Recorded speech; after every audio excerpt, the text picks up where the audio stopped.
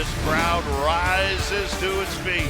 Carl slammed it home. Garland left wing, free ball. Perfect! Garland front of the lane, lobbed to Mobley. Pow! And Allen blocked the shot at the rim. Pow! With the left hand and a foul.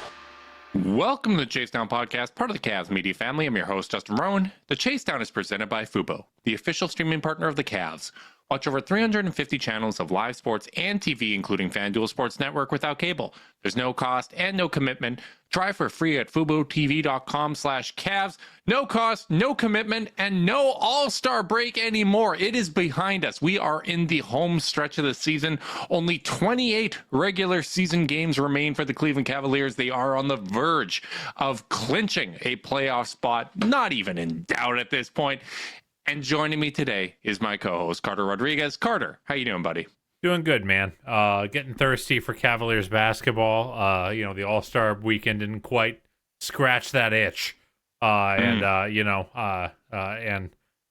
need some Cavs hoops. The fact that we've only seen 2 games with DeAndre Hunter on this team feels unfair. It really does.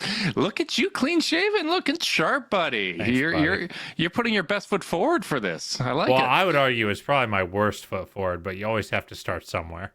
Hey, that's that's My good wife motivation might for agree. the children there. So I've been rocking a mustache, which she really hated. So this is I'm back to net neutral.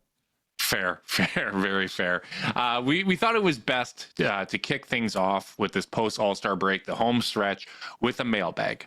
So I want to get into that right away, but I want to reflect just for a second how much I enjoyed the fact that we put out questions, and I would consider our listeners to be sickos. I think we are a pretty damn niche podcast. So if you're locked in on us and you're submitting questions, I like to imagine that you're sicko. Nothing about the All-Star weekend, which I find refreshing because I really didn't want to go through takes on how to fix it and whatnot. I'm exhausted anytime an NBA podcast is bringing that up because I think it's just such a played out topic. So thank you, listeners, for not submitting anything in this world. Just let it burn, baby. Not the All-Star game, the world, to be clear. Hey, how about that? And with that in mind, with that mentality in mind, let's kick things off with our buddy Waji, who asks most favorable and least favorable potential playoff matchups when it comes to the Cleveland Cavaliers. I think when you're looking at most favorable, you're probably looking at who you can play first round. And can we amend the question to say most favorable and least favorable for each stage of the playoffs based on kind of how we think it's going to shake out? That's fun. All right, let's work our way backwards. For Eastern Conference Finals, most favorable would be any team but Boston. If somehow we don't have to play them, that would be terrific. How do you want to go? Well, I think it's a relatively obvious one at the conference finals level. Like if you're looking at the top two teams in the East other than the Cavs by a really, really healthy margin. The point differential really shows this. Cavs are plus 10.8, Boston's plus 9.1, New York's plus 5.9. Then Indy is plus 0.4, Milwaukee 1.4, Detroit plus 0.5, and that is your entire Eastern Conference teams with positive point differentials. It gets ugly fast, I guess is what I'm saying. So, obviously, I think I'd much rather play the Knicks if it came to it in a conference finals, and Boston for all the reasons. Part of me does kind of want it, but I certainly don't think it's favorable. And I think both me and you have kind of laid into all the reasons why we're pretty confident against this iteration of the Knicks compared to, the past iteration that gave this team quite a bit of trouble. Yeah, and I think the most favorable matchup, if I'm looking at the entire playoffs, first round, I'd like to play Atlanta. One, they're missing Jalen Johnson. I think you could potentially answer like Detroit or Miami here, but Detroit plays such a physical style. I'm just, cautious about that one swing elbow that can change a playoff series. I think back to 2015 where Boston was not on the Cavs level in any way, shape, or form, but Kelly Olynyk did what he did. So I'm going to say Atlanta for first round opponents. Least kind of favorable potential playoff matchup if I'm looking at the second round. I really don't want to play the Bucks. I want to play the Bucks, but if I have to pick out of, all due respect, and this might sound stupid because we play them 3 times down the stretch here, but out of the Knicks, Bucks, and Pacers, I kind of, the team that I want to play the least is probably Milwaukee, just because Giannis, has that best player effect. Dame can be fantastic for a series and make things tough. I think we'd beat them. I wouldn't worry about the outcome in this series, but I think in terms of their ability to challenge the Cavs, I think I have more respect for Milwaukee and how, that matchup would go than the Knicks or Pacers. Yeah, that's fair. I think I'll weigh in on the first round first and say, I don't want to deal with Orlando again. Yes. That was hard. It was physical. It was and their best chance of competing is to ugly it up again. But part of me is interested in Orlando as an early test to undercut my own point, in the sense of, we've talked a lot about how the Cavs offense has never really performed well in the postseason. We feel like it's going to be different this year. Heck of a test to just run it back against the team that really stymied you. Yeah. To really see Mo Wagner, so you feel a little safer. To see how different your offense can be against a great, opponent. I don't know if we're going to learn that much about the Cavs postseason offense against the Atlanta Hawks. So, if you're looking for good lessons, maybe Orlando is more favorable, but I just don't want to deal with the physicality. I think the team I would be happiest to play in the first round is Atlanta. They have given us some trouble here and there, but we got one of the guys that gave us trouble in DeAndre Hunter. That Heat team, I think, does not have the juice to win a first round series, but I don't want to be the one to find out. Fair. So at the end of the day, and I just don't think Chicago's getting there. So that's the first round. It's funny, the second round, we should be picking the Pacers. Because they're the worst team of that group.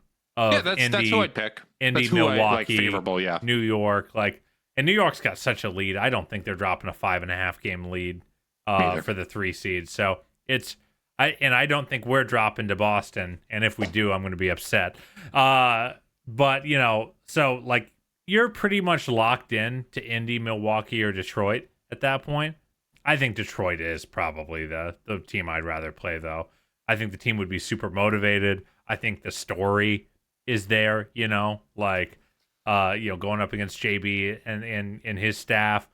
I think that we are really, really good when you only have one way to attack. Yeah. With Jaden Ivey out for the year, it's kind of Kate or bust from a creation standpoint there. Which is probably going to tie into some of my points about the Knicks later on in this podcast. Sure, but they're worse, So yes, I know.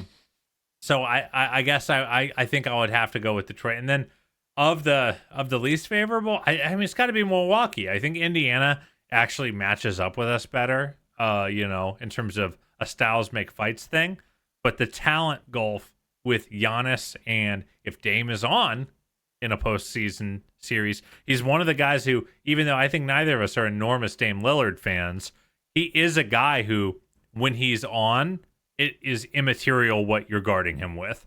And I don't like any matchup where that is true, because I like matchups where the Cavs defense can make an impact on what's happening in the game. And sometimes Dame can just hit those runs where it just doesn't matter. So I think it's got to be Milwaukee. And the fullback drive from Giannis, there's kind of two forces of nature that can be tough to contend with. Yeah. And then finally, for what it's worth, I think Kuzma's fit in really well there. I think he's actually been a good addition in the few games we've seen. I don't know. I should say Indy, but I don't want to deal with Giannis. I don't. Fair. Makes sense to me. Next question from our buddy DH. Which rarely used lineup combinations are you most excited to see in action for the stretch run of the season? You want to go first on this one? Yeah, so I'll be a little concise here. I don't care what combination of Garland and Allen or Mitchell and Mobley is used with this combination, but what I'm most excited to see is those kind of staggered lineups with Max Strus, DeAndre Hunter, and Dean Wade in the middle. I just think that those lineups are so damn long.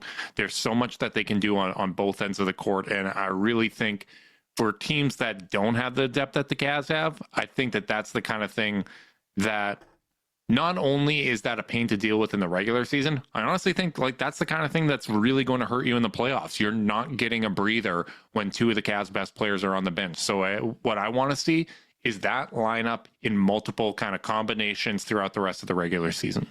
That is fair, and I definitely want to see that as well. But I think I'm going to lean on. It's funny, DH mentions rarely used because I think all our lineups are going to involve DeAndre Hunter in some form or fashion, so they're all rarely used. But with that said, I am very excited to see if Kenny is ever going to go jumbo lineup and play Okoro at the 2, Hunter at the 3, Mobley at the 4, Allen at the 5, with a potential swapping in Wade at the 4 as well. I just want to see like how like insane do you want to tighten the screws on defense? Because here's my thing, dude. If Darius or Donovan is at the 1 in either of those lineup configs, I still think you can score pretty well. You know, if Isaac is relatively on offensively, because you still got shooting in the form of Hunter. You've still got the high post creation of Evan. You've still got a pick and roll partner in Jarrett. Like, I just think you could be one of those. The offensive rating is 115, but the defensive rating is 84. You know, I just I don't know. I just would be interested to see like how hard does he want to like turn the knob on defense and just rely on Darius or Donovan to get buckets. I think that that's a great take. And, you know, with Mobley showing more from a creation standpoint and DeAndre Hunter being a bona fide scorer, like he's not just a catch and shoot guy. This is someone that's able to create off the dribble and generate a lot of offense. He did a fair amount of that in Atlanta. We've already seen a good amount of it here in Cleveland. So I think you are correct in your assessment that could make a big difference there. Question from Tyler Bell in the YouTube chat. Do each of you have a personal preference for the top few kind of candidates you'd like to see for the Cavs final roster spot? I want you to name names. Thanks, should we talk only externals for this one? Yes. Or do you want okay. In terms of externals, I mean it's a pretty like barren market to be honest. Like I thought we were gonna see I think I misread the market a little bit. Not that it matters, because it wasn't like I was leaning on it that much, but I thought because of all these apron restrictions and stuff, we'd see teams like, I don't know, like Atlanta, like other, you know, teams in that like kind of no man's land in the league be like, I'm not paying a guy that I don't have a future plan with 12, 14 million a year just to exist on my, you know, on the periphery of my rotation. I thought we'd see a few more buyouts because of that. But I think what I underestimated was guys are like, free agency is dead. It's really, really hard to get a deal. I need my bird rights. And when you accept a buyout, you immediately become, you know, you can only sign into cap space or for exceptions. And that gets a lot harder. And, you know, and it knocks out your ability to re-sign and just get traded later. It knocks out your ability to do a sign and trade in the moment. So I think guys are just kind of valuing that. And there's not as many guys who are willing to, you know, basically take that $2 to $3 million haircut to go join a contender if it means their bird rights are messed up. So it's a dry market, is all that to say. And one of the guys who I was interested in, Lonnie Walker, just reportedly signed up with the 76ers out of Europe. So it really, you got to kind of look at the big man market, and you look at a guy like Mo Bamba, who's available. I think, you know, I'd be into that. It hasn't worked crazy well as of yet for him in his career, but, you know, he's shot a little. You know, I've always been obsessed with that stretch 5 archetype, and he kind of fits the bill, even though I don't think he would play. I don't think anyone in the buyout market would play for this team when they're even if they're dinged up and like down a man or two. But Bamba is interesting to me. Another interesting guy to me on the same wavelength, but has been a bit more productive, is Christian Wood. He hasn't played yet this year. He got let go of by the Lakers as they signed Alex Len, and he's just a box score stuffer that, he'll kill you on defense every now and again, but he'll also get it all back every now and again. So I think for what the Cavs would need this position to do for them, getting a guy just to, like, hey, we need 5 minutes. Can you not absolutely murder us for these 5 minutes? I think a guy like Christian Wood or Mo Bamba could do that. Yeah, Mo Bamba's definitely near the top of my list. It'll be interesting to see who's bought out between now and the start of March when that deadline, comes into effect. Dennis Smith Jr. It was just recently reported that he intends to return to the NBA. I think when you look at kind of the injury history for Ty Jerome and just kind of giving you some insulation, now that Karis LeVert isn't on the roster, that might be something that's interesting. In addition to Bamba. Other big men, I saw a CBS sports article recently said that maybe Nurkic could be bought out. He would be kind of restricted with the number of teams that could sign him. The Cavs would be one of those teams. I think that's more of a possibility now that the Mark Williams trade has been rescinded, and all of a sudden what they thought from a playing time standpoint has kind of changed. Chris Boucher, I don't think Toronto's going to do it, but if he were to hit the buyout market, he'd be probably top of my list, kind of in that Bamba mold. But those are kind of some of the names that I would look at. And then beyond that, the internal options with the two-way guys, we'll certainly get into a little bit later. Yeah, I mean, I do think there's something to, getting someone with a little playmaking juice, just in case. I think Reggie Jackson got cut. Maybe he could be a guy that you've signed to fill out your bench and things like that you maybe wouldn't have done before the trade. But yeah, and then there's a couple other guys who are like a little interesting. Keita Bates-Diop was interesting, and he kind of didn't fulfill his NBA Twitter darling status when he signed in Phoenix. But maybe there's something there. A guy like Robert Covington has some positional versatility. He's currently out of the league. But yeah, these are not guys who you want to play. No, at the end of the day. And anytime you're bringing a bio candidate into the mix, you don't know what you're going to get, which is very, very dissimilar to the support that Zoom AI Companion gives to us, because we always know what to expect with them, because only you can do your best work. Zoom AI Companion can help you do the rest, like automatically taking notes, answering meeting questions, and helping you respond to your coworker. Available at no additional cost with eligible paid plans. Work happy with Zoom AI Companion. Mason asks, do you feel better about our zone usage now that we have a big forward? Or do you think that this will make more of a difference in man-to-man coverages? That's a good question. I do feel like when the team plays a smaller lineup, they just got to work harder than maybe you want them to, and you kind of get a little scrambled trying to close out to the corners and things like that. So I definitely think there's something there. I think the fact that you're picking up a player who can slide to different parts of the zone depending on kind of how you had to get back, I think is kind of nice. If he for whatever reason needs to shift up to the top of the zone, he can do that just as well as be on one of the two inside, outside, the outside spots near the rim. However, I do think a lot of this still is I think the superpower remains the switching. Because if this team wanted to switch as much as they were switching, really needing George Niang to be able to hang on a guard, it's just not particularly practical. And it also, I think, unlocks the fact that if you want to switch Evan or Jarrett, especially if they're the only center on the floor, it's just as easier to protect the back line with a guy like Hunter, where you can scramble, you can tag out a little bit better. You can do all the stuff that you need to do on the back end and still switch at the point of attack, even if Hunter's not involved in the play. What do you think? Yeah, and to answer the second part of Mason's question about how much better, the defense can get with DeAndre Hunter and his ability to defend the point of attack and allow less penetration.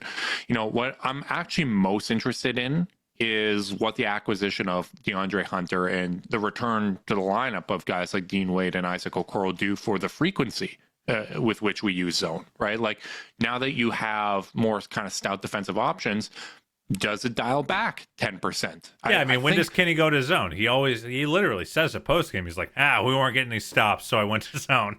Exactly, right. And I think you've seen it more frequently in the past when you have those kind of Merrill and Ty Jerome or George Niang out there. I think that's when you've seen it. And I do think the acquisition of Hunter makes all of those coverages more effective. I think when you think about the zone, it can be a little similar to when they had Lowry Markkanen out there, right? When it was Lowry, Mobley, and Allen.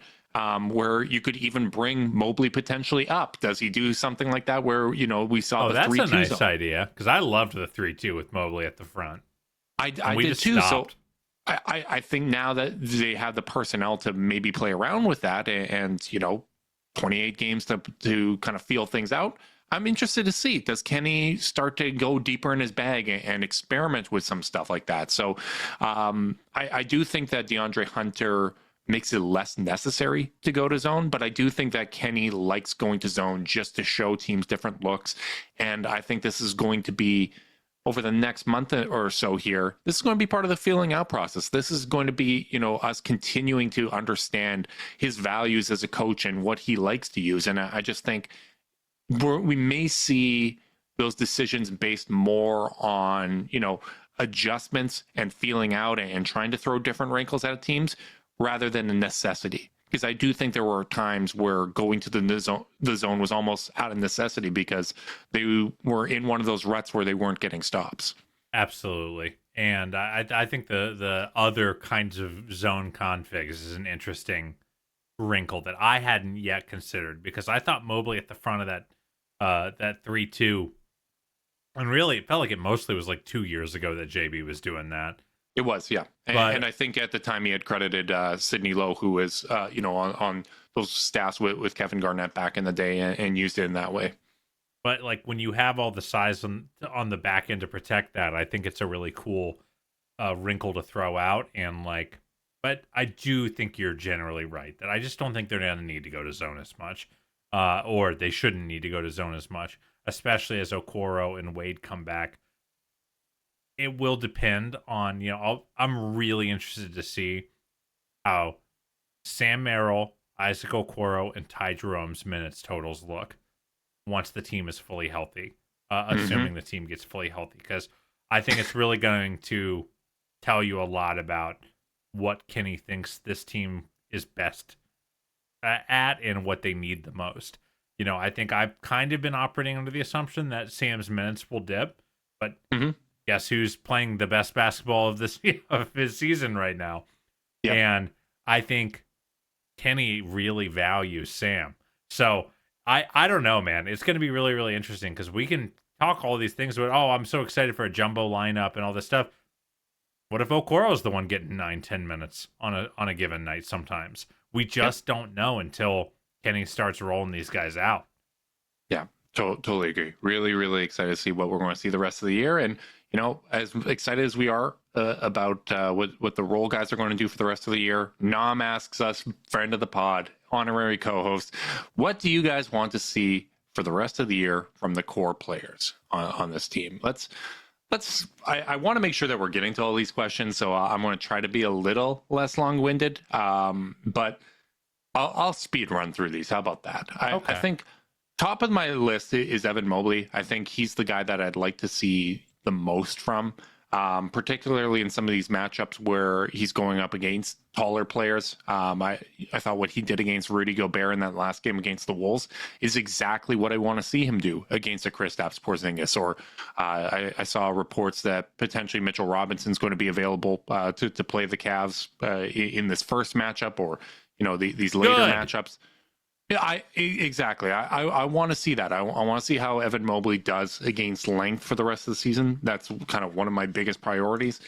And for the rest of the guys, this might be a little bit of a cop-out, but I just want to continue to see Darius, Donovan, and Jarrett display that consistency, right? Like, just keep doing what they've been doing, build upon that. I want to see it in those, the more showcase matchups, because they're going to have quite a few of these games that have been flexed onto national television. I want to see them do what they've done all season under the brightest lights, with the scrutiny, with more intensity from the opposition, because I do think a lot of these teams are going to be looking to get a signature win post All-Star break, and the Cavs are going to be that team that they have circled. Like Boston, the only teams that they really care to measure themselves up against are probably Cleveland and OKC. So they are going to have that game circled. I think New York is going to try to, avenge the loss at Madison Square Garden earlier this season and get, at least 2 wins out of the 3 games that we play against them the rest of the way. So how the Cavs respond to that and how they're able to, step up in those matchups is what I'm most interested to see. All right, I'm going to speed run mine as well. Evan Mobley, I don't want you to stop creating. I want on-ball reps. I want attacks. I want inverted pick and rolls. I want all of those things that I want to feel Evan every single game the rest of the year.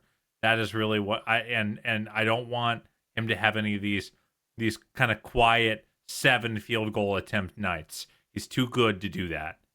And I think he's starting to learn that. Jarrett, offensive rebound rate. He was kind of running near career lows for the first 2-3 months of the season. Last 2 months, he's been up past his career highs as an offensive rebounder, or right around near it. And when he is getting extra possessions with an offense this good, it goes from helpful to unfair, really, really fast.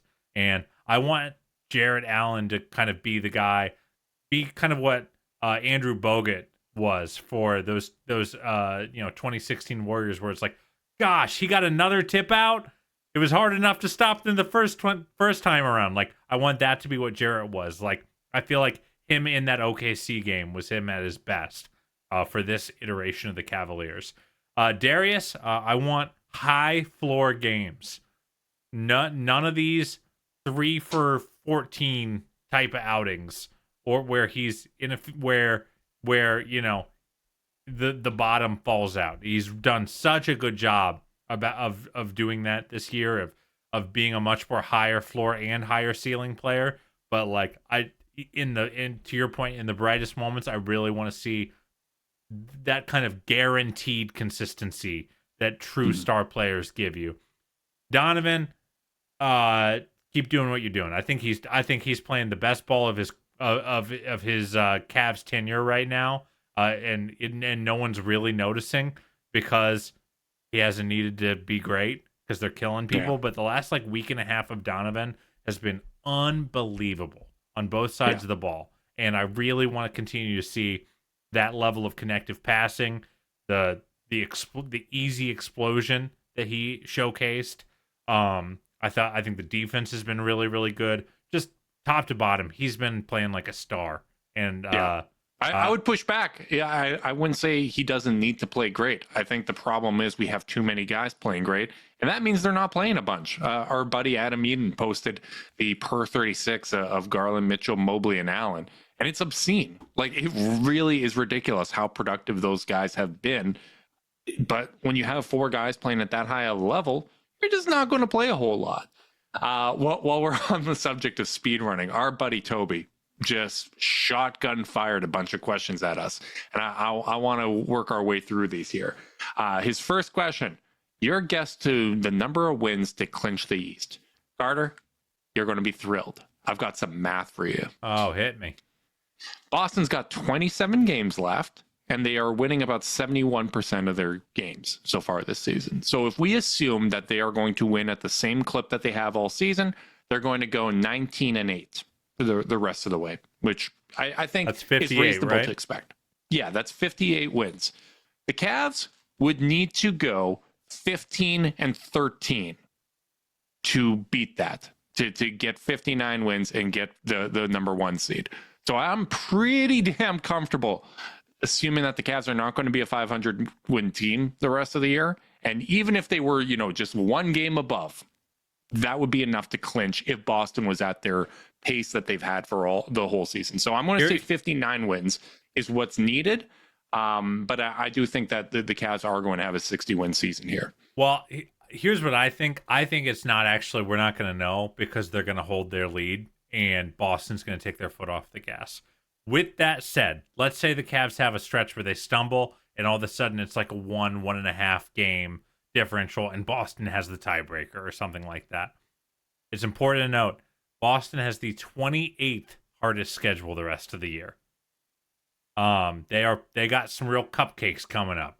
And by the way, crazy. So the 29th hardest schedule is Washington.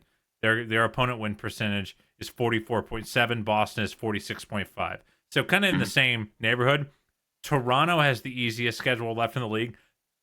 39.8% for their last 28 games. That's bananas, dude.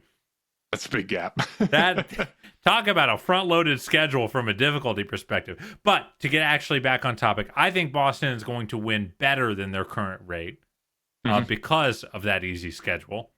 But it's going to depend on how close the Cavs are by the time we're getting near that stretch run as to how hard they're going. Because I think the first seed in the East matters. Yeah. It's the difference between dodging the Knicks in the second round, who have been quite good, and it's also home court in the conference finals, which I think the Cavs are good enough that Boston cares.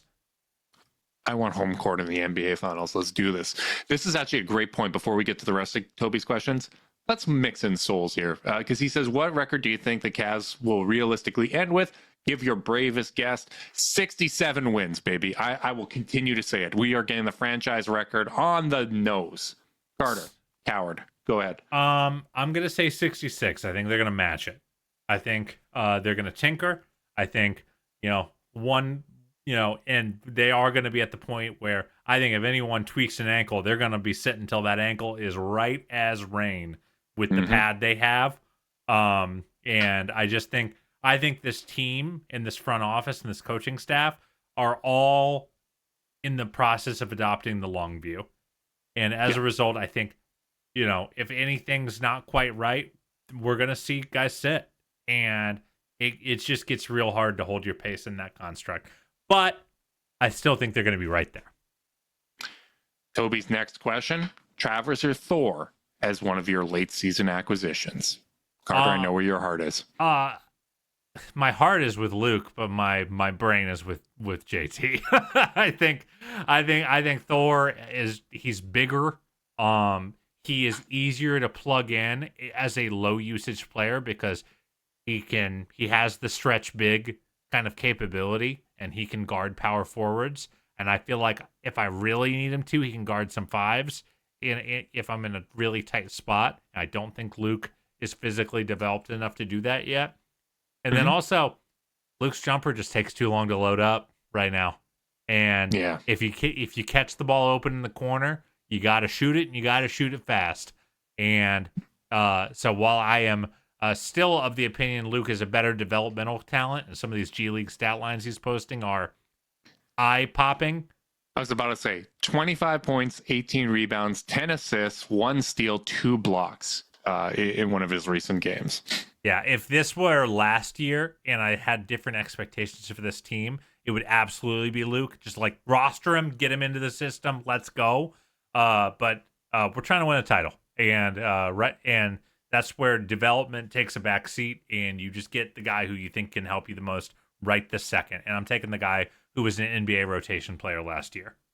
Yeah, I don't have much to add. I'm excited about Luke Travers. I think the entire game is there with the exception of the outside shot. I think this is a team that has a long track record of developing shots and having success with that. So I think, continuing to work with the team is going to be beneficial for him. I saw the pictures the Cavs posted today. It looks like he's traveling with the team along with Amani. So I'm hopeful, that they take care of business against Brooklyn. We see some more opportunities for Travers to play. The ankle injury was really unfortunate because I think it deprived him of an opportunity to play at a time where we were cycling, the two-way guys in, where there were some injuries, where there were still a lot of blowouts, even with those injuries, where he could have played. So I'm very excited about what I'm seeing from him, because when I watch those Charge games, which people should absolutely do, those are available for free on YouTube. But when I watch those games, I'm like, man, he's probably too good to be playing at this level. It's just to get his game and to get to be able to access what he does so well at an NBA level, he's just got to develop the one skill that's not there yet. And I think that that's going to take some time. Last fair. question. Are you at least a little concerned about Evan's slightly dropped 3-point shooting percentage? Yeah, I am slightly concerned in the most literal sense. Like, I am 5% concerned. Because I feel like it's less about the outcome and more about the process. When you're looking at that stretch, starting with the Charlotte game where he hits like 5 or 6 in the first quarter, the ball was coming off his hands really well. The form looked really, really good. High release point, wasn't line driving it quite as much. And I feel like he's had a little baby regression where I went from, yeah, he's probably going to make it, to pleasantly surprised when he makes it. So I kind of went back to my status quo. And, like, I'm not concerned in the sense of, like, they're screwed if he can't make shots at a 42% level, but it would be nice to rely on it. So that's my level of concern. How about you? Yeah, I think that's pretty fair. I think it's clear that he didn't necessarily have his legs when he was coming back. He missed his first 8 3-point attempts in those first 4 games. Since then, he is 7 of 20 from 3, so 35%, which is kind of where I think the numbers would average out to begin with. I'm not super concerned because, when we discuss what we would like to see from Evan Mobley, the ability to initiate the self-created kind of leap that he's taken this season was higher on my list of priorities. And I think that 3-point jumper is going to come back around. But I do have, that slight bit of concern because I just thought when it was falling and it was coming out of his hands so naturally and whatnot, that's where it gets to completely unfair. And I think it's another level of unfair once you've added DeAndre Hunter to this mix as well. So I do think it was just a matter of him getting his legs back, recovering from that calf issue. I think we saw last year when Darius, Donovan, Karras, and really good shooters were coming back from lower body injuries. It took them some time.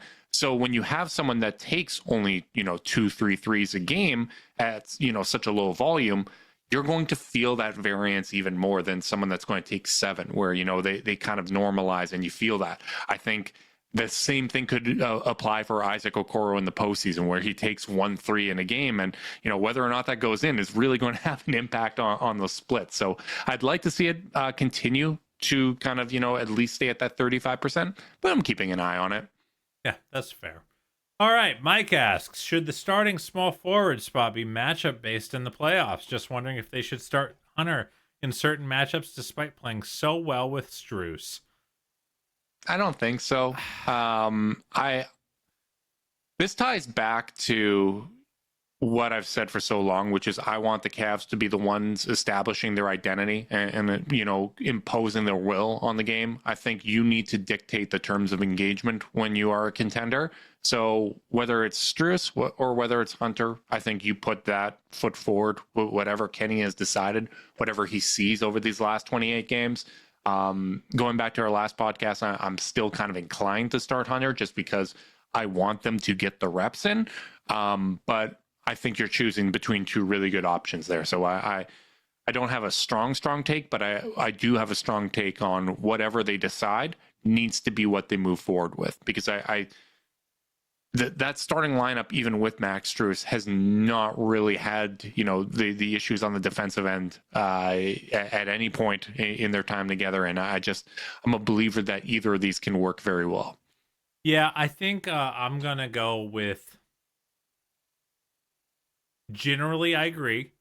However, this is the playoffs. And as much as you want to, pound your chest and be like, yeah, we dictate the terms, sometimes teams make you make a choice. And sometimes that choice ends up propelling you in a way you weren't expecting.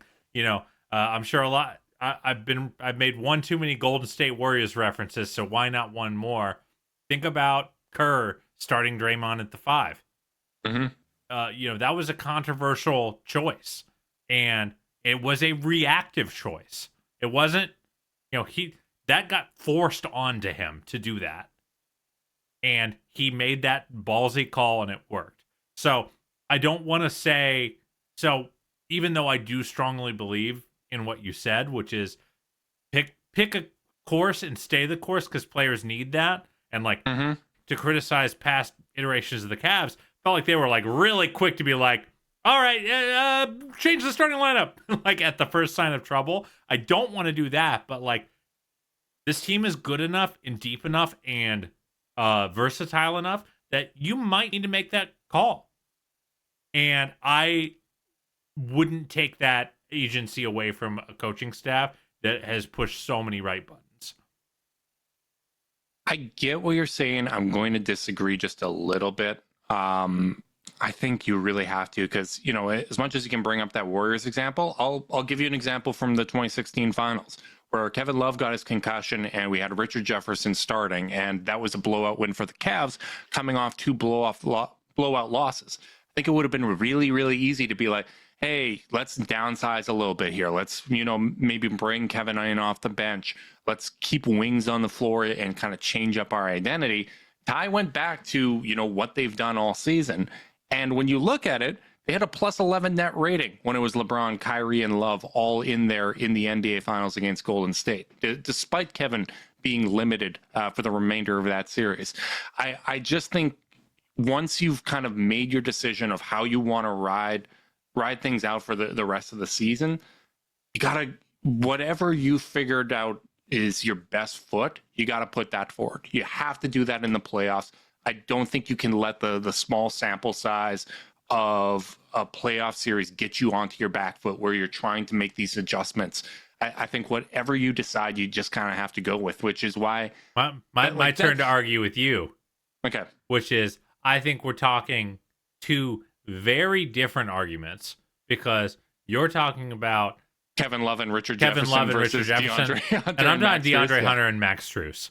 And okay. I think those guys are so close to each other in terms of their impact on the court that it could be a styles make fight situation, in a way that even if the Cavs were better off downshifting against the Warriors, not if it's Kevin Love on the bench, you know? So but that was not like when we did our rewatch series, man, Kevin Love was better than people remember in games 1 and 2. After he took that blow to the head, he was not the same for the rest of that series. So I get what you're saying. I get it. I just think it's more gray than you're making it out to be.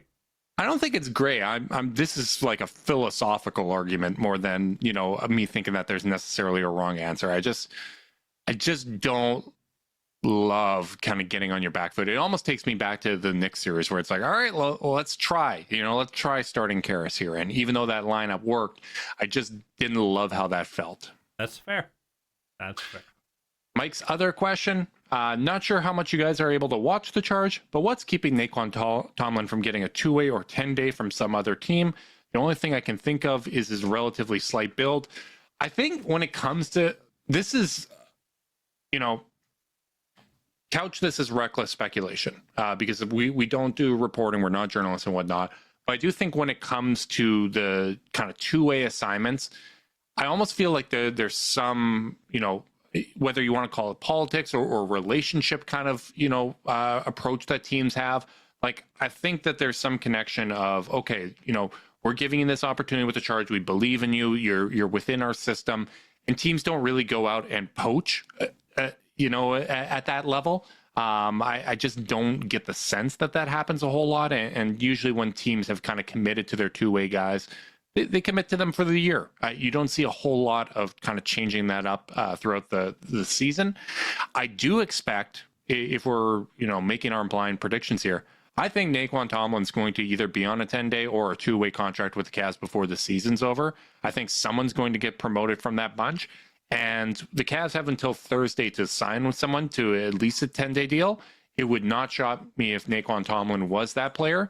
Just thinking back to what they did last year with Pete Nance, who was not on a 2-way contract, but was working his butt off with the Charge. And this is our way to reward someone that's working their butt off with the Charge that we still, you know, hold in some regard. But I agree with you. Like, I think Naquan Tomlin is absolutely worthy of a 2-way contract with someone. You agree with me? I haven't said anything yet. I agree with Mike in his assessment that Naquan Tomlin is someone that teams should want, because I, as a Cavs fan, want him to be on one of those two ways and under team control. Yeah, I think you've kind of read the room right. Like, for the most part, like, guys in the G League, like, because they also have to do their own math. Like, first off, there aren't that many like, teams don't keep two-way spots open. Like, I don't know if the Cavs have ever, like, just had open two-way spots for more than, like, a couple weeks. So everyone else has their own guys they're, like, getting their eyes on for the year. And, like, the hit rate is so low at that level, like, you kind of just want to see a year with your guy. Like, and I think that's generally how we've believed that the Cavs should operate with their two ways. It's like, everyone about a year and a half or so, figure out if they're worth keeping around, and if not, cycle some new guys in. But you can't just be like, moving guys around like hotcakes. Like, it's just not gonna work. So, short of a two-way offer coming in, like, I don't know if it behooves Naquan Tomlin to take a 10-day somewhere else. I think it's like getting an offer as a restricted free agent, where it just doesn't happen anymore. Yeah. Where it's like, you it's just gotta, too much of an inconvenience. So, like, you've got a team that like has a plan for you to some extent, as much as you can, with the level of job security that being at that league level the league offers. And it's like, well, I'm gonna stick and just do my best here. He's also a raw prospect. He didn't even play high school basketball, so, like, I think he's got a lot of learning to do. And I'm glad that the Cavs, he's a great swing for the Cavs to take, especially in their G League program. And I agree with you that I would be, if you were to make me put a percentage likelihood based on no intel at all, just based on how they've worked in the past, the kind of performances he's putting up in the G League, I do think there's a very good chance he at least gets that, hey, thanks for busting your butt. Here's 10 days of a prorated NBA contract. Mm-hmm. And this all kind of ties into a question from our YouTube chat. Reese asks, would you guys like the Cavs to pick up Mo Bamba or bring in Naquan Tomlin on a two-way deal and kind of call him up? Both would be cool. They do have two open roster spots, and I think my understanding of the cap math on this is they can, particularly if they bring up someone that doesn't have NBA experience, I think that there's enough flexibility to stay under the luxury tax with that. I think there's some incentives on DeAndre Hunter's contract that may not necessarily hit. So, they can kind of figure that out. But I'd kind of like to see the roster fully rounded out. Like, if you're, whether it's Naquan Tomlin, I don't think it needs to be him. I still, going back to what we talked about before, I probably would lean JT Thor just from an NBA experience standpoint. But I'd like to see, by the time playoffs roll around, let's have 15 guys on the roster. Yeah, I don't like showing up to a gunfight with a half like a half full round. Like, I want as many options as in Kenny's playbook as we can give him. So yeah, I would definitely like to see the roster filled out. From the YouTube Live, Max Seiko asks, how soon after the Cavs clinch the 1 seed would you like to start DNPing guys, if at all? I'm adding the last clause there. Yeah, I would say, probably, and I got to give some credit to Chris Fedor for this, listening to the Wine and Gold Talk podcast, where he was talking about how the medical staff basically evaluates everyone's bodies and gives Kenny kind of the green, yellow, or red light on where they're at. Of yellow being, hey, this is something we're keeping an eye on, but he could probably use some rest at some point. Red, we don't think that they should play and whatnot. So maybe in some back-to-backs, you give guys rest based on kind of where they are from a physical standpoint, if they're nursing anything. But in terms of just rest, I wouldn't do that. I wouldn't do that. If it isn't one of those kind of 3 and 4 nights kind of situations or whatnot, I think maintaining conditioning and maintaining rhythm is so important. I think when you're trying to integrate a piece like DeAndre Hunter, you want to take advantage of all the opportunities that you have. When you're trying to reintegrate pieces like Isaac Okoro and Dean Wade, I think you need to take advantage of all those opportunities. So I would just take a very cautious approach from an injury management standpoint, but I wouldn't be resting guys just to rest them. I have a trump card to play, which is I'm not sure they're going to clinch the 1 seed for the entire NBA until game 82. And that's a good point. They are not just racing the Boston Celtics, Max. They are racing the Oklahoma City Thunder, who have the exact same record through 54 games and a 1-to-1 split on the in their head to head.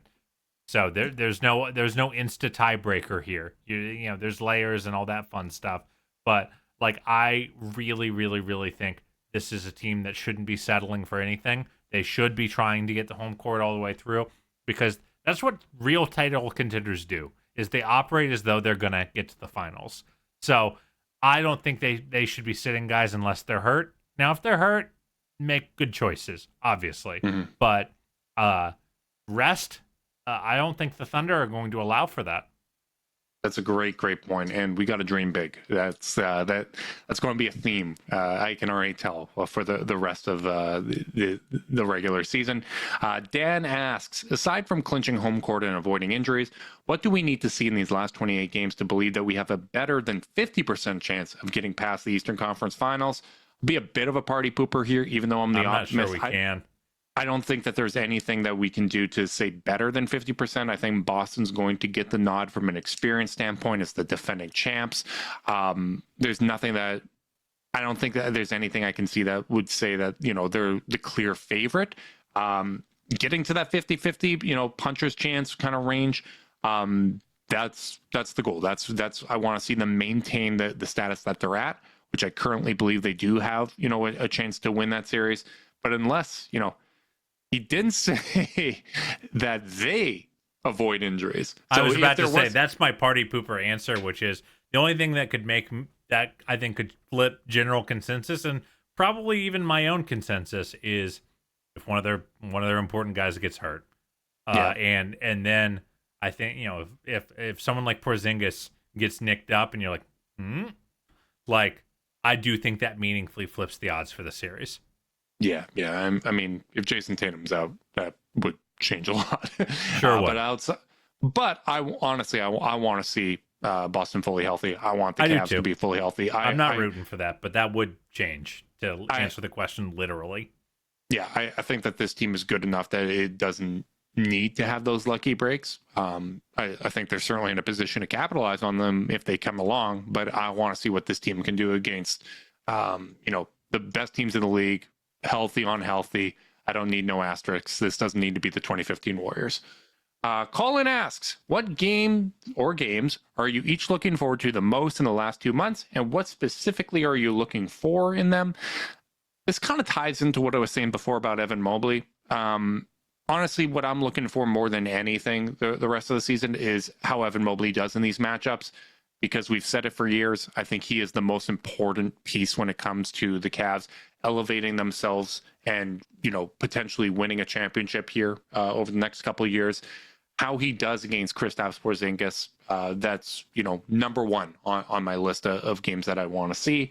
I want to see him against Mitchell Robinson. I want to see him against Karl Anthony Towns. I want to see, you know, against the bigger players where he's not able to as easily just kind of throw up a shot over guys. I want to see those counters that he's been working on.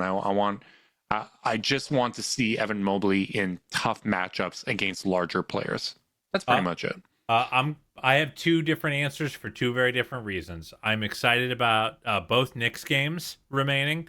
They have not played the New York Knicks since October 28th. It's wild. We have had so much season since then, and it's really the only contender that we haven't really gotten to see them play.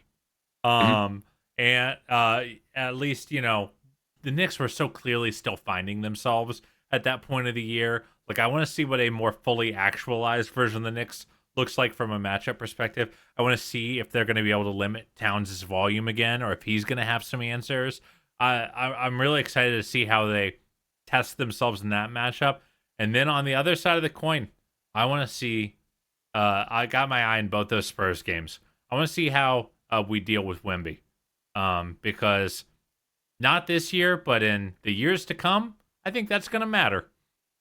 And that is, you know, when you talk about going up against a taller player that you can't necessarily just finish over, Wemby would be at the top of the list. I don't think they played against each other last year, did they? I thought Mobley was out for those games. I can't remember, because I went and saw Wemby in Cleveland, but I can't remember if Mobley played. I remember you flexing. I know what you were doing that game. Yeah, I think Wemby is a very worthy inclusion in that one. Bald Man Gets Paid asks, putting the fan experience of watching the Cavs in the playoffs aside, if you were given the choice of the Cavs losing in the finals in 6, so guaranteeing that they make the NBA finals, or letting it ride, would you take it? Or, as an alternative, you can pick that they lose in 7 in the NBA finals as well. So guarantee that they make the NBA finals. This is a good hypothetical, and I'm going to let it ride, baby. Who can choose losing on purpose? Not I. Totally agree, especially if I know beforehand that I'm making this deal with the devil that the Cavs are going to make the NBA finals. If I know they're going to make the NBA finals and that they're going to lose in it, that's going to take some of the fun out of it for me. And I love the unlimited potential. Like that is, give us the mystery boat of the season, or the mystery box, not the boat. Also, let's be honest, Carter. I think you and I are both on the same page that this season has been the most fun we've had for a Cavs regular season in our time being a fan. If there's ever been a time to let it ride, it's right now. Even the possibility, even if we're talking like a 20% chance that they walk away with an NBA championship, do you know how good that would feel? Brother, I'm really struggling to imagine it, and it would feel amazing. So great hypothetical, Bald Man, but I think we're both aligned on this one. Let it ride. Last year, I probably might have taken the finals because it's like, oh, you are right there. You know, we're a young team. Nah, the Cavs are a legitimate contender this year, and that's a lot of fun. Hell yeah, brother. Yeah. Guy Ritz asks, do you feel better about the Cavs playing this current iteration of the Knicks compared to the version we played in the playoffs 2 years ago? Do you feel we match up better or worse against the current team, even though they have more talent on paper? Carter, I'll let you go first. Yeah, I'll go fast. I think, yes, I do feel better because, the team is better, which goes a long way, because they might be better, but we're way better than we were 2 years ago. Mm-hmm. And then, ultimately, I just think the stylistic changes and adaptations they made to try to compete better with a Boston made them easier for us to deal with. They are generally a much more horizontal team instead of a vertical team in terms of the pressure they kind of put on you. They are, guys like Bridges and Brunson and Anunoby. None of these guys are like straight line drivers with force. And I think straight line drivers like Shea or Jalen Williams, like OKC is always first in the league and drives per game by a mile. And like those guys who can turn the corner and will consistently turn the corner and pressure you at the rim are the guys who get the Cavs into rotation. I think our chances of stifling the New York offense are very, very good. And on the other side of the floor, I see 2 weak spots to pick at, and I'm going to settle for that 10 times out of 10 deep into a playoff run. Yeah, I honestly, I liked how we matched up against them last year. I think if we would have played them in a playoff series, we would have beat them. If both teams were fully healthy, obviously we know that wasn't necessarily the case, as Garland wasn't himself. But I think even with Garland not being himself, if Donovan was healthy, if Jared wasn't dealing with a broken rib, I think they would have had enough to beat the Knicks in a series, particularly with everything they dealt with. But yeah, I think we match up better against them, and I think a lot of what made them uniquely difficult against the Cavs is no longer there. I don't think that they're a good offensive rebound team, but they're not, this exceptional one that's leading the league. It's the gap between what they do on the offensive glass and the Cavs do. It's cut in half compared to what it was 2 years ago. I think Jalen Brunson's the only guy you really have to worry about creating. I feel like the Cavs are better equipped to defend Jalen Brunson now, both through, the improvements Darius and Donovan have made on the defensive end, the personnel they have. All of that is kind of leading in their favor. But, even if you look back on that series, Jalen Brunson scored 3 points per game less than Darius in that series, and he did it on much worse efficiency. It's not like Brunson was like lighting them up. He just kind of hit the daggers at the end of those games. So I feel like they are better equipped to defend the Knicks. I don't think that the Knicks are going to challenge them in the same way. And I don't, even when you look at, okay, now Mitchell Robinson, who for the record averaged 9 and 9 in that playoff series, he didn't even average a double-double. That was a big part of it. But I think one of the biggest issues was when he was off the court, you also had to deal with Isaiah Hartenstein. And he was phenomenal on the offensive glass, and he was physical.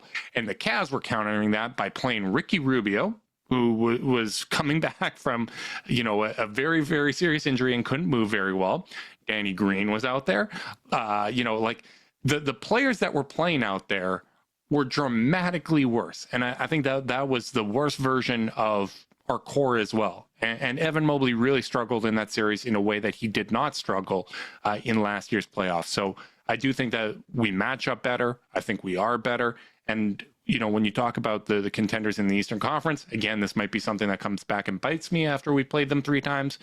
I don't think that the Knicks are a serious contender on the same level. The numbers would tell you that. The numbers would tell you they're a second-tier contender, and that's what I think they are. Now, second-tier contenders can beat first-tier contenders. It happens. I think that is what I'll say about the Knicks is I think that they are good enough to beat either the Cavs or the Celtics if things break just right. Mm-hmm. Now, I don't think that's going to happen, but I think it's very possible. Yeah. No, I and I'm not sure agree. I would give that. Maybe Milwaukee. I don't think anyone else in the East I would give that kind of extend that kind of grace to. Mm-hmm. Yeah. It's going to be interesting. I really, really want to see how these remaining games against the Knicks and Celtics go. David asks, would love to hear your thoughts on how the season could end. What would another second-round playoff exit mean versus an Eastern Conference Finals appearance? I think this season is a totally different ballgame. I think losing in the second round, bad, with the obvious caveat of, if there's some extreme injury situation or whatever that changes the context, that reserve the right to change my opinion. But losing in the second round would be a failure. I think they are a clearly better team than the Pacers, then the Knicks, then not the Celtics, then the Bucks, or the teams that you would play in the second round. I think the players themselves would tell you that. I think they're holding themselves to a high standard, and they need to make the Eastern Conference Finals. Yeah, this team's on pace for 67 wins. 67 win team shouldn't go out in the second round. Like that puts you in a tier different than other 1 seeds, because there's been years where the 1 seed got knocked out in the second round, and you go, that's disappointing, but hey, they played a heck of a 4 seed. Mm-hmm. Like I just don't think that maths here. The Cavs are up 13.5 games on the Indiana Pacers in the 4 seed. Yep. Like they need to win 2 rounds. Again, barring any disastrous injuries. And if not, what that really probably means is that something that we thought wasn't a foundational flaw, something I thought that I think that it would be reflective of the experiment, at the end of the day. And I think getting to the conference finals, I'm sorry, I know this will probably get called a loser by some of our listeners. I don't think there's shame in losing to a team as good as the Boston Celtics, who have a plus 9.1 scoring differential. That's an elite team, even while they get scolded for taking things not seriously enough in this regular season at 39-16. But I'm sorry, I'm not going to apologize if they lose in a series like that. And I think that as long as it's not like a disaster of a series where they get it's swept going to need to out. be competitive. Yeah, it's going to need to be competitive for sure. But also, it's important to note these are that's a high variance team you're playing. You could catch them on a 2-week stretch where they're playing unbelievable basketball and they just shoot 44% on contested threes in 2 of the 4 games and they win in 5. And that so I'm really gonna watch the games to tell me how competitive it is, not just look at the win-loss record. So that's my only caveat there, is that even if they lose in a quick series, but it's like all 5 games went down to the wire, that's different than getting run out of the gym. Yeah, we saw the 2017 finals. We know that a 5-game series can be close, right? And it can come down to 1 or 2 plays and shooting variance and all that kind of stuff.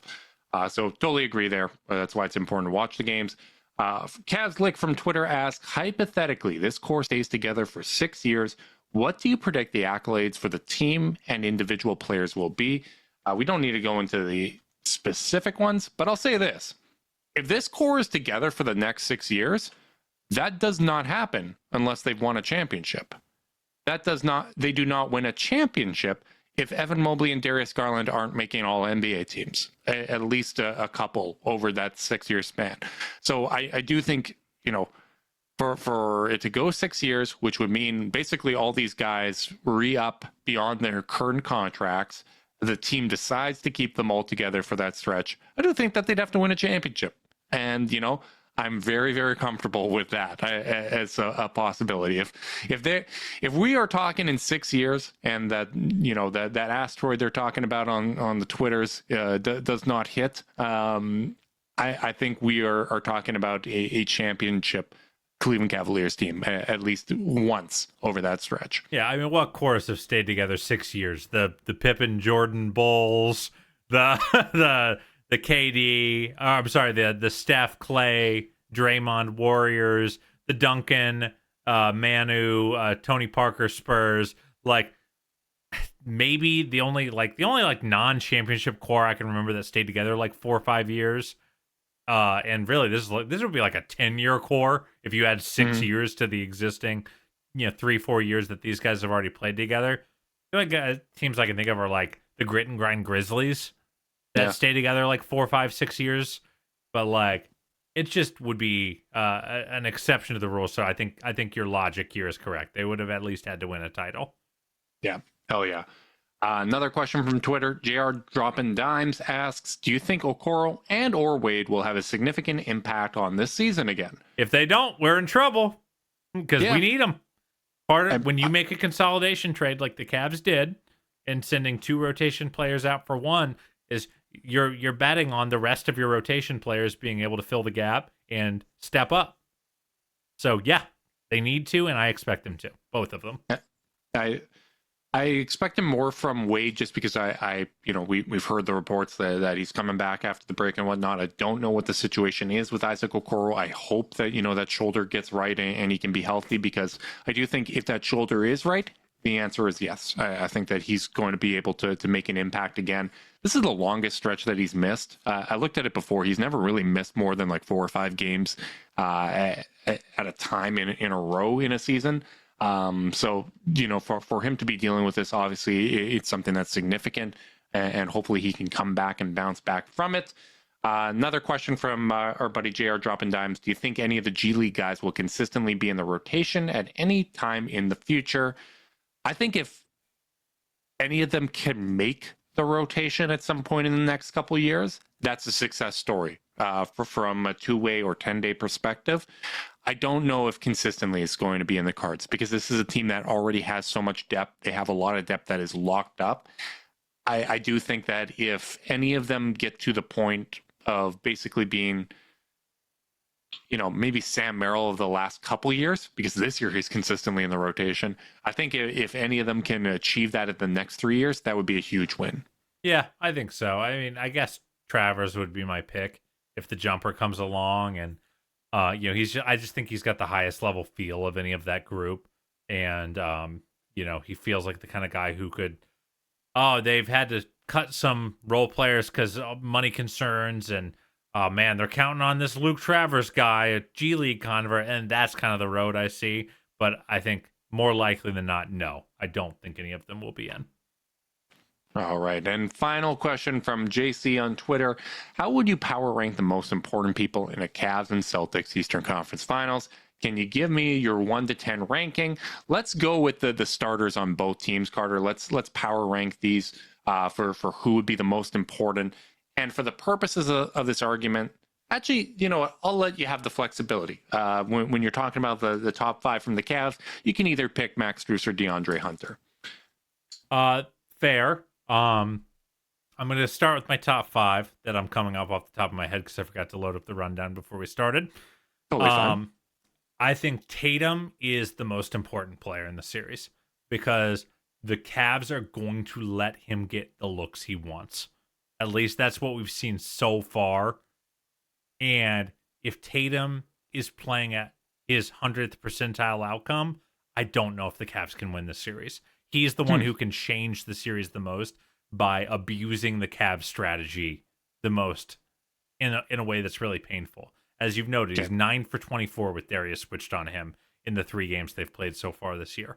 If that were to flip in a meaningful way in a playoff series, that is death.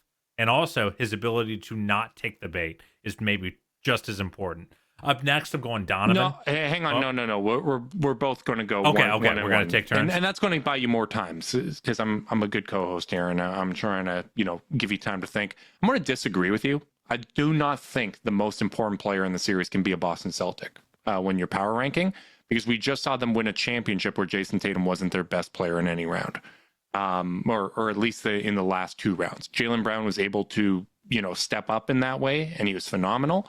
But I think Boston has so much margin for error, it's impossible to put any one of them at the top of that list, even though I agree with you from a ceiling standpoint. If Jason Tatum is clicking and he's playing, at the apex level that he is able to, that makes things very difficult. But I'm going to go with Donovan as the most important player in the series, because I think Donovan is needed to give the Cavs a floor, because I think there's going to be ebbs and flows for them offensively, and Donovan needs to be at that superstar level, that all-time great. When you look at points per game against the Boston Celtics, Donovan's right up at near the top.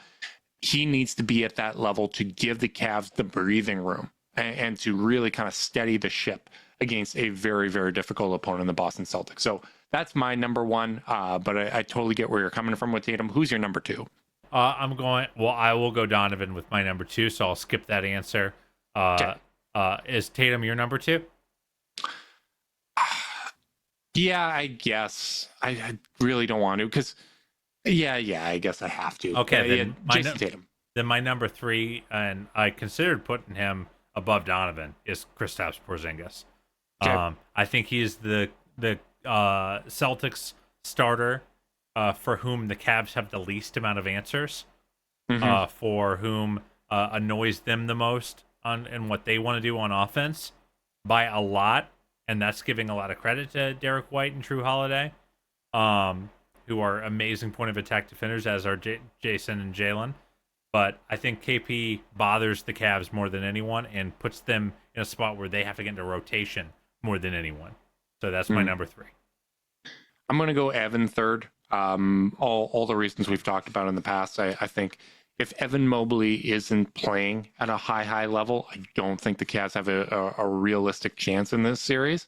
And if he is playing at a really, really high level, I think that gets Boston in scramble mode. I think it makes it harder to have Kristaps sit back in the way that he is. I don't think that Jason Tatum can guard him full time if he's playing at that kind of apex level. So Donovan, Tatum, and Evan are kind of my top 3. After that, I'm going to go Darius. And maybe Darius this is a flaw. My 4. Okay, so maybe this is a flaw in my thinking, because I'm always thinking of this from a Cavs perspective of what needs to happen in order for them to be competitive. But I just think, again, when you're talking about a series against Boston, this is probably the best roster in the NBA. They're the defending champs. They're going to have more margin for error. I think you need to have those 3 guys playing at a high level in order for the Cavs to win the series. And if they're not, Boston can have various guys step up. It can be a Jaylen Brown and Kristaps Porzingis series, or it can be a Jason Tatum and Derek White series. If the Cavs don't have their guys playing at a high level, I don't think it matters who it is from Boston, because they can just kind of rely on someone to step up. Yeah, I have Evan at 5. I have Darius at 4. And I have Darius. Explain to me Darius over Evan. I'm interested. What I think is likely to happen if Darius isn't on his game is that we'll get a repeat of last year's offense with Donovan, where he is because I think he actually does a great job scoring against the Celtics team. I think we've seen really good defenses gum up Donovan's game, not the Celtics. He does really, really well against them, but it gets really quick where that knob, I think, gets turned too far, and it's just he is the offense. And even if you're scoring pretty well, Boston can score better. So I think Darius is running the offense and being a real second threat, being a guy who's scoring 24, 25, 26 points a night efficiently and really with the keys matters to me. And I just trust Evan's baseline. on the defensive end against this Celtics team so much that I think I that's why I had Darius above him.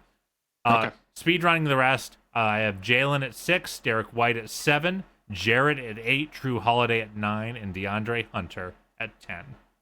Okay, I definitely agree with Hunter and Drew at 10 and 9. I might put Hunter at 9 over Drew. Again, I just think if the Cavs are able to get big wing scoring, that can change basically how Boston defends the guards and kind of open things up. But those two are probably at the bottom when you're talking about this power ranking. I got Porzingis at 5. I agree with you that he's someone that's going to bend the defense and he's going to be very difficult. And I echo your sentiments of Brown, White, and Jarrett at the 6, 7, and 8. So to recap, I got Donnie, I got Tatum, I got Evan, Darius, Porzingis, Brown, White, Jarrett, Hunter, and Drew. Very fair. And it's a good question. Good question from our boy JC. Yeah, big time thanks to all our listeners that always come through with these questions. We really, really do appreciate you guys. We give the priority to the Discord questions, but we always get bombarded from both Discord and Twitter and Blue Sky. So really, really appreciate you all reaching out with your questions. Big thanks to everyone that hung out in the live chat as well. Thank you for getting some questions in there as well. If you want to support us, like, subscribe, click that notification bell so you know when we're going live. If you're listening via podcast and you want to support us, leave us a rating, leave a review, subscribe, unsubscribe, resubscribe, and help cook those books. If you want to be part of Chase Down's exclusive Discord chat, send a screenshot of the review to chasedownpod@gmail.com. However you choose to support us, we really do appreciate it. Make sure you guys are staying safe out there. Until next time, go Cavs.